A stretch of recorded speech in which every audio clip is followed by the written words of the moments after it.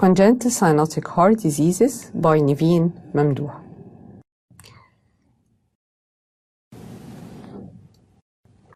Cardiac central cyanosis is caused, as previously mentioned, by the ejection of more than 5 gram reduced hemoglobin through the aorta.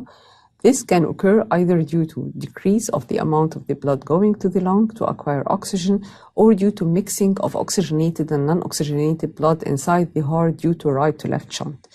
A third mechanism can happen when the pulmonary and the systemic circulation run in parallel and not in series, and this occurs in transposition of the great arteries. In transposition of the great arteries, the aorta arises from the morphological right ventricle and the pulmonary artery arises from the morphological left ventricle. It occurs more in boys and the etiology is multifactorial.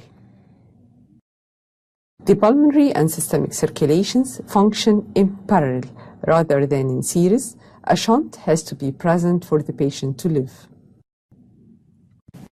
Patients with transposition of the great arteries usually present with cyanosis in the newborn period, but clinical manifestations and course are influenced predominantly by the degree of the intercirculatory mixing and the presence of associated anatomical lesions, namely ASD, VSD, and BDA.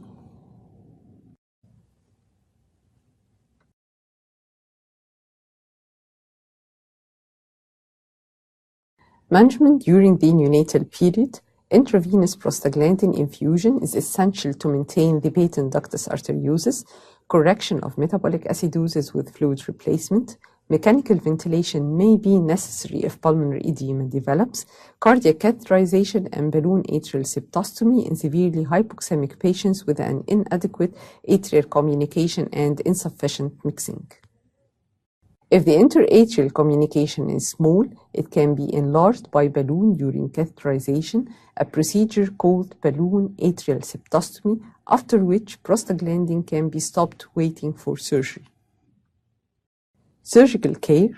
Surgical approach depends on the age of the patient at presentation, the presence of associated congenital cardiac lesions, and experience of the cardiothoracic surgeon.